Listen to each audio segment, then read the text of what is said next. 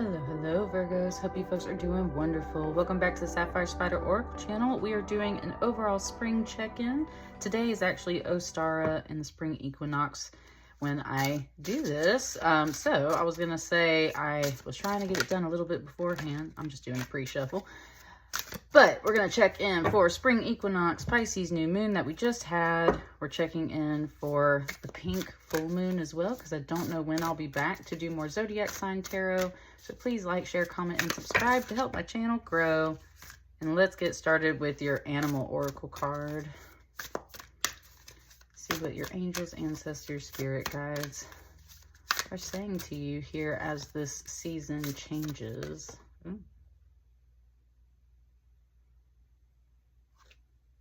Take Nightingale.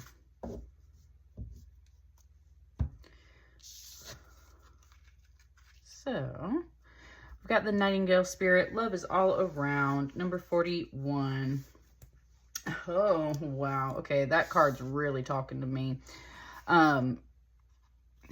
My grandmother recently passed, and I have inherited a lot of her furniture, and it is quite literally sitting around me as I do this reading, because I'm here in my office and I haven't had time to unpack it very specifically.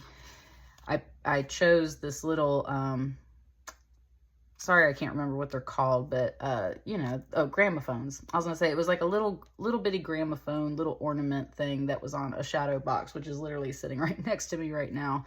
So that's where it's just kind of talking about love in all sorts of ways, but I'm definitely getting a big family vibe. That's, of course, just for me personally, but I would say this is a reminder from your angels, ancestors, and spirit guides, both through physical objects and memories and things that are more intangible. Like your guides are always around you, especially your family, your ancestors. These energies are always around you. Love is always around you. Love is all around. And so it's kind of like if you're looking for love, just remember that it's quite literally all around you. We're going to use the tarot to unpack that a little bit. I'm not necessarily getting the vibe that you're like looking for love. It's just kind of implying like, if you were, remember that it's all around you, right?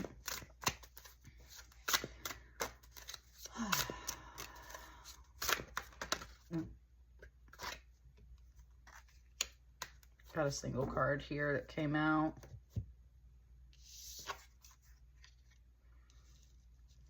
Five of Swords.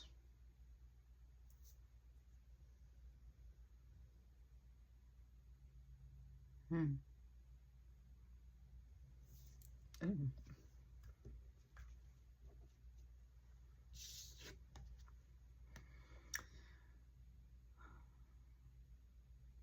Okay, the first thing it's really drawing me to, sorry, it's very quiet in here. I was gonna say the first thing it's drawing it to me to is that this tree has eyeballs on it. So this tree has eyes, and it's kind of, again, kind of if you're feeling the family message, I'm saying this is a family tree that has eyes. If not, I would say that it's like the land has eyes, right? Kind of similar in the way of like the universe is watching. There's always spirit watching you. I both see this as symbols of protection, and I also see this card as possibly a little bit of a warning, with it being this Five of Swords. It's like your family's always watching over you, and this could be a message from your guides just saying like this Five of Swords energy is also around right now, right? In the spring. One way that I was taking it is that, and this is where I would say it's the more positive way of being daring, which is often associated with a Five of Swords. Being daring, right? It's not necessarily clear who is the more negative party in this card. It's always just implied that this figure like won, right? He's got all the swords. They have given up their two swords. He now has all the swords.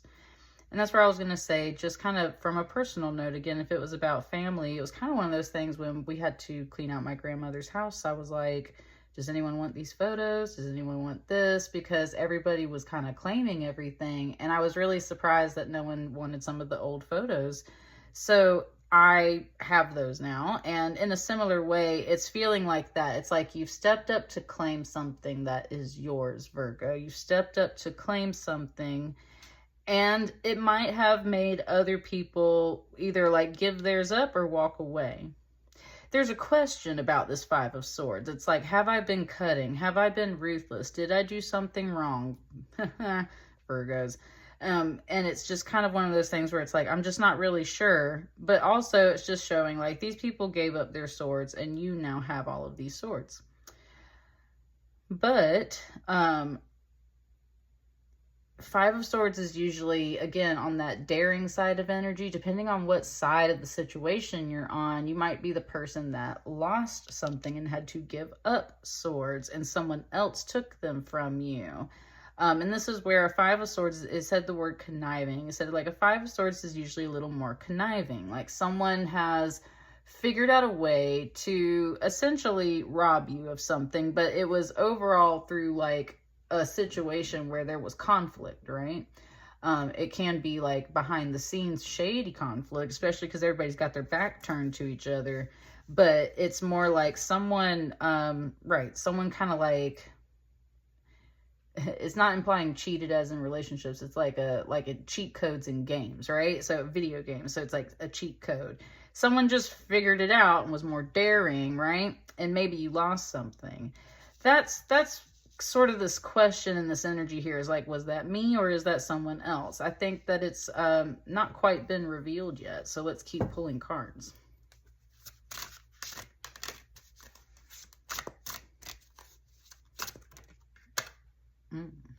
This card right here. Okay, there was definitely some kind of conflict. I think I want at least one more card on the other side. We're doing a spring check-in. There it is. Doing a spring check-in. So this is energy that hasn't necessarily played out yet. And you got a 10 of Pentacles. You got a 5 and a 5 and a 10. So it's like we're doing math, okay? There's math involved here. There's a butting of heads. Somebody comes out on top, and that might be you, Virgo. One way or another. But I think that it's ultimately about math and like security of just any financial situation, the home especially. 10 of Pentacles, you know, there's a lot of money involved, and that's where we usually invest those things in very serious things. So there's a butting of heads. It said misunderstanding. There's just a misunderstanding possibly this spring. And with the 5-5 here, there's a lot of tension. There's a lot of eyes possibly watching you, Virgo. And I think you're very aware of that. Again, this Nightingale is trying to remind you that love is all around you. So these might be eyes of protection. This might be something where you kind of think it's more of a small deal, but now that we see a bit of this pattern here, that's where like what it's ultimately about is some math. I think some finances. 5 + 5 = 10. So it's like we got to go through some of this headbutting, and we got to go through some of this. Somebody's got to come out on top. Somebody's going to have to give something up. Somebody's going to have to come out on top. That's just how it happens when there's, like, you know, unless you're going to compromise. Now, that's where I see overall compromise here in this 10 of Pentacles. And so ultimately, I would say maybe you do reach a compromise, but I feel like somebody kind of, I don't know, does something very cutting in the process of getting there. And it just said cutting. It reminded me that sometimes you have to cut things out, either of like a budget or otherwise, to make things work. And that's where sometimes, again, compromise, there's a lot of talk about this headbutting and conflict and then compromise. So it's like there's just a lot of this kind of happening here. It might have to do with the month of May, with it being 5, right? May is the month of 5. I honestly don't know when I'm going to be back to my channel to do more zodiac readings, so I was like, you never know. So I was just going to say, otherwise, that's kind of what's going on. This card hasn't really opened up over here, and this one was just kind of almost like a clarifier for this, just to back up and support what the energy really is, but otherwise, that's kind of it right now. Let's keep going. They keep falling in my lap today. That's something for you. This card fell exactly like this. I'm not going to take any reverses today, but Ace of Wands, and I like how it's traveling this way towards that compromise. All right, it wants to kind of put this up here. It's not a bird per se, but the bird has wings, and this kind of moth-like creature, this butterfly, this fairy, has wings. So let's kind of put this all in order. There's an Ace of Wands, though. There's an opportunity that's going to kind of come around.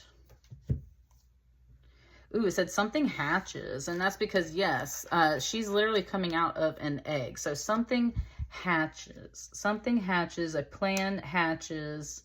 I would say a 5 of Swords can be a plan. And that's where it might be, that's where instead of butting heads with somebody, maybe you need to come up with some kind of plan that I would say kind of, it's like it doesn't involve other people. It's like you exclude the other people. So instead of just excluding one person, it's like you two work on it yourselves and exclude like a third party, right? There's something like that. And that's where we aren't executing some kind of deal. It just said some kind of plan. But this is a very stressful process, apparently. But there are some protections in place. Now, something hatches, though. This Ace of Wands, some kind of opportunity. It's like a message arrives almost, or you just stumble across this like really good timing with this egg hatching, right? And that's where it's just time to like make your move. And with a 5 of Swords, that is the time to make the move. It's such a tricky card, but like that's the card if you're gonna make a move and hope to like make a gamble and hope to come out on top. That 5 of Swords energy is really what you need there. But it usually comes off as a bit of a negative card. It's like, so you got to take a risk. You got to like go out on a limb. It just said with the freaking tree limb. That's hilarious. You got to go out on a limb here and like really take a risk and try and like strike a deal.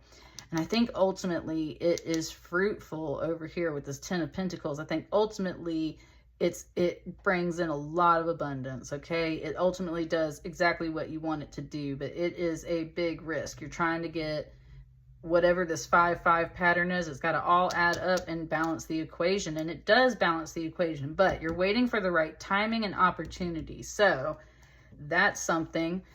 With it being the spring equinox, and we were talking about Pisces new moon and pink full moon coming up soon, and sorry, I can't ever think going around the wheel, but anyway, I was going to say all of that, there is those moments. We didn't necessarily manifest through eclipse season, so now we're kind of back in our focus, and that's where it's like we're waiting for the right time, and it's just been a bit too stressful lately for this all to really make it happen. Is there anything else for Virgo? I think ultimately your message is to go out on a limb and take a risk on this because it's going to pay off. This card. 8 of Cups. Yeah, that's what I'm saying. Look, we were talking about someone's got to walk away from some swords. This is the decision. We have to walk away from something.